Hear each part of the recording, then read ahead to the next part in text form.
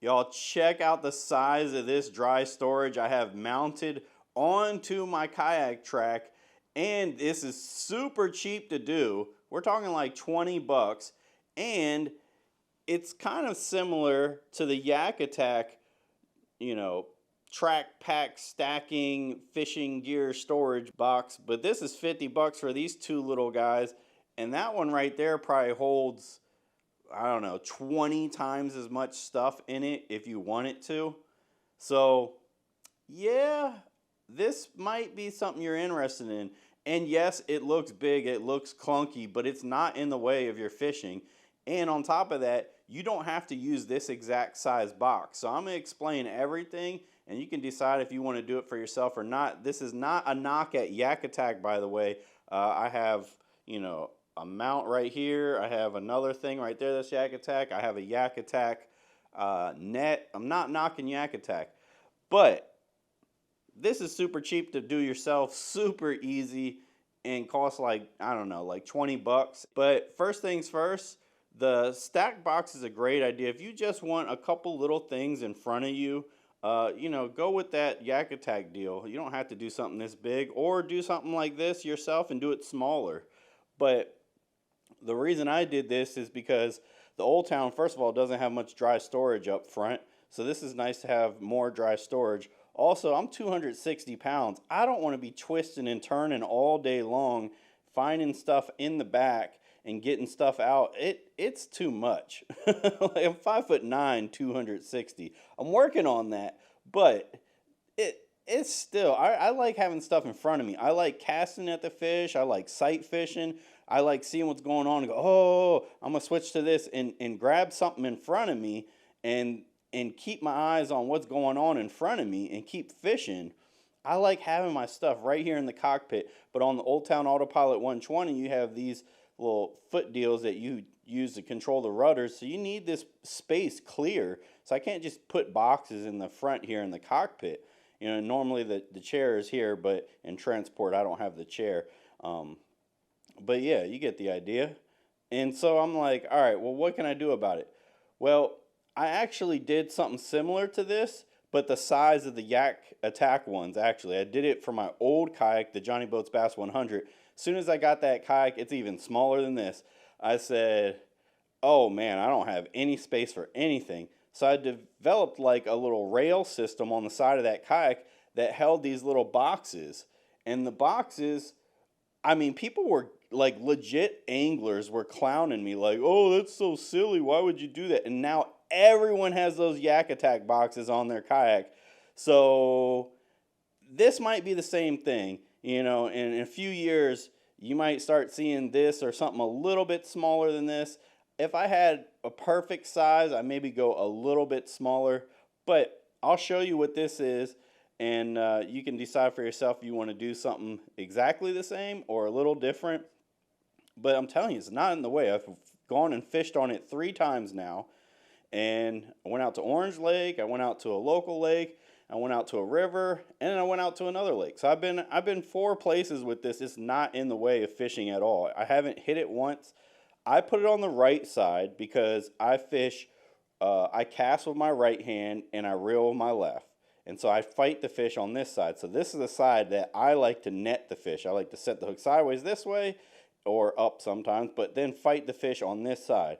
So I want to put this on the side that I cast and not the side that I fight the fish. So I cast around this no problem. I usually have my seat on the high setting, but I always have it that way, not because of this. And I'm telling you, you don't even notice it's there. Like, look how high the trolling motor is. Yeah, it comes down, but it's about the same height as the trolling motor. And when you're fishing, you're never thinking, oh, that trolling motor is in the way of my cast. No, it's not, and neither is this.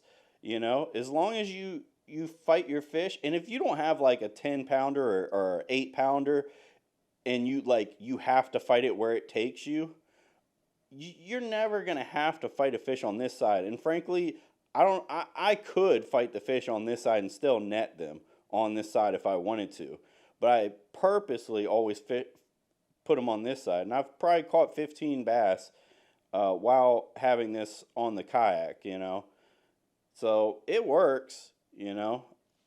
It definitely works. So my first thought was, all right, I'm going to add a stack system to this kayak, which is funny because Yak Attack just came out with a short stack, and that I was going to use my heart because it wasn't going to cost me any money.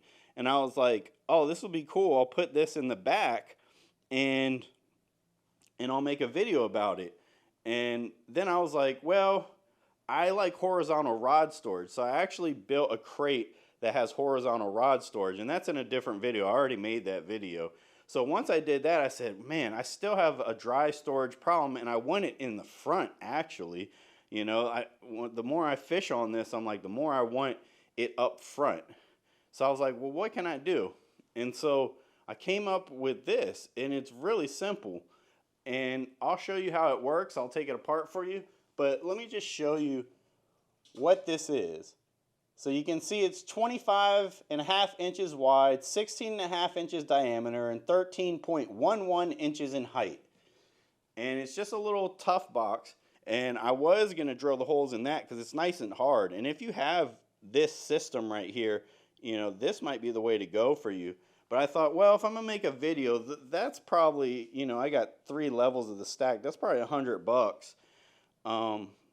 You know, we can do it a lot cheaper than that. And this, I think this was like 12, 13 bucks right here. And then it's like another 12 bucks for the, maybe 15 bucks. So you're looking at maybe 30 bucks, maybe less than 30 bucks for the hardware for this. So you see, it does move a little bit.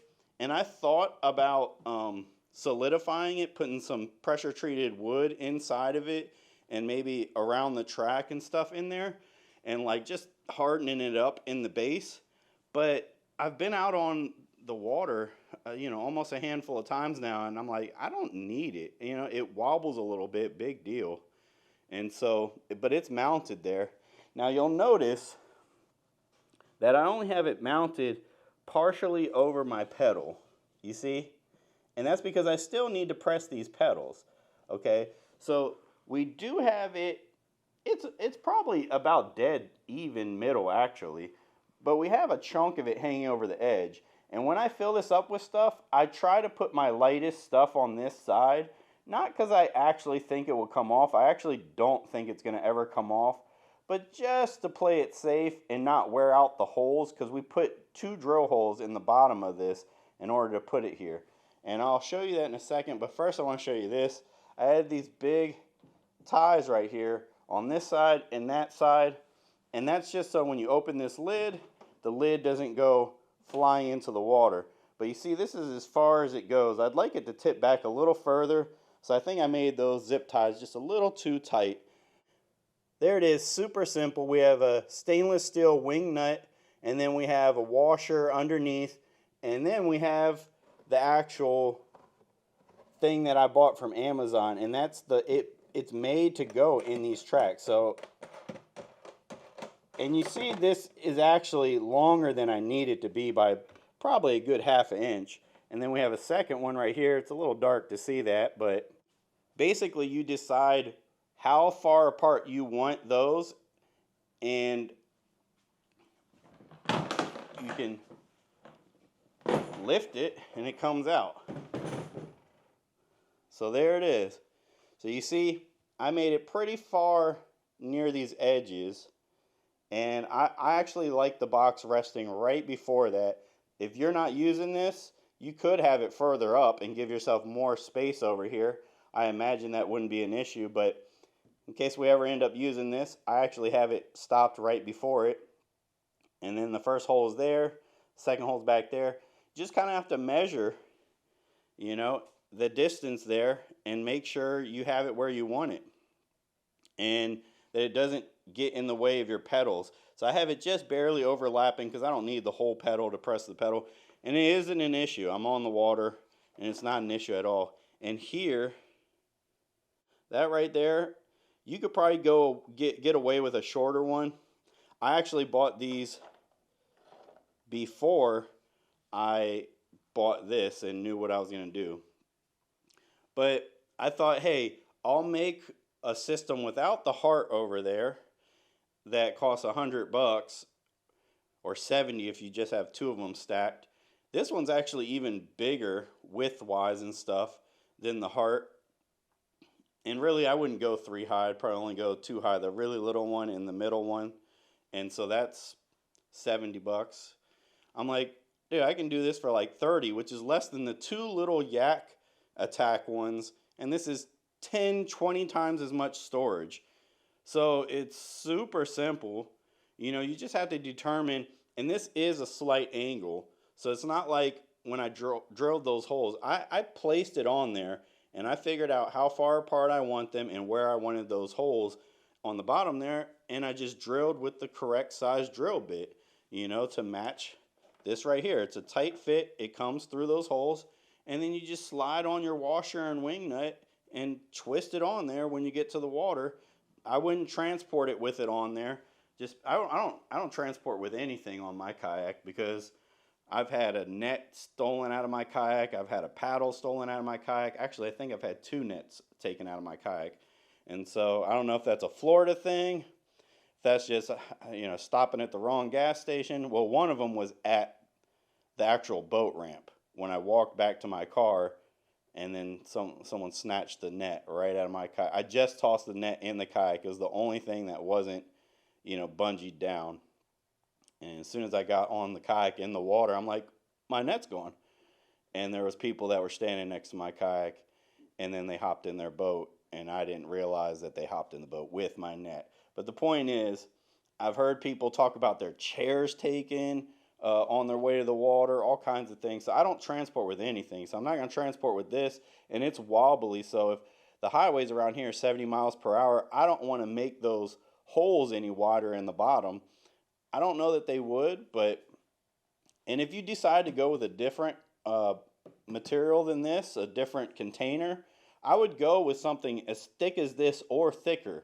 I also have these big dry boxes that you can buy at Harbor Freight. They're like 50 bucks though. They're not as big as this though. But those things weigh like 20 pounds, but they're hard as a rock. So I wanted to put that on there. I thought about doing that because I'm like, oh, this would be so durable. But then I was like, I need more space than that. I want to have, you know, a pile of my soft plastics in here, and I want to have my tackle that I really need and in dry storage area, you know. I actually can put my camera stuff in here. So, you know, I bring batteries and SD cards and lenses to change the lenses on my camera and all kinds of stuff. And it's really nice to have this sitting up right in front of me. I can access everything. And the lid actually has this thing, and I find myself, like, when I'm fishing, I'm changing baits real quick, soft plastics, like I change it and I'll toss like the leftover on here, or I'll toss the bag on here, and I'll make a cast at something I see. And then, like, after I catch a fish or after I fished an area, then I can go, okay, let me take this stuff off the top, put it inside, or put, you know, like scrap plastics in my little trash bin that I have on the kayak. So it's really nice. It has a lot of aspects to it. I could even mount stuff on here, you know, if I really wanted to. And I might do that. I just got this DJI Mic 2. So a little lavalier mic system. Just took it out to test it on the water for the first time. And it popped off and went into the water. So I'm like, okay, I don't know if I can have this on my shirt. So I might actually mount it on the corner here, the closest spot to me or something, and just mount a clip of some kind that I can clip my lavalier mic there. And I think that could be interesting. If you're interested in that, it's really simple, and you can add a ton of stuff into your dry storage. The bass boaters love it. I mean, when I was at Orange Lake, I had like 20 people at the boat ramp just like talking to me. It was like I had a million conversations, it felt like. And people were like, man, this thing holds more than my bass boat. And they're like, man, I tested one of those things. I don't think I could be a kayaker, but I don't know, maybe with this one. And I'm just like, yeah, well, if you want to trade for your bass boat, I'll trade you. But, no, I'm not trading the kayak. But you know, value-wise, it'd be a good trade. I could buy another kayak and have a few dollars extra. But yeah, that's the deal right there. So if y'all like it, let me know. And Yak Attack, I mean, heck, we got similar minds here. Anytime I get in a kayak, I find solutions and new ways to solve things. If y'all need to hire somebody, hire me. I mean, heck, every time I get in a kayak, I find new ways for everything. So I got to, you know. I want to enjoy myself on the water, and I want to be able to fish to the best of my abilities and even film to the best of my abilities. And, you know, you got to be creative sometimes. And when I come up with something that I really like, I try to share it with y'all. But if Yak Attack pays me, I mean, I might have to give them the good ideas, and y'all might have to just watch my fishing. But I do have videos where I fish on this channel as well, so if you're interested in those, make sure you subscribe, hit the like button, notification bell so you can be notified every time I post a new video, all that good stuff. And we're out. Peace.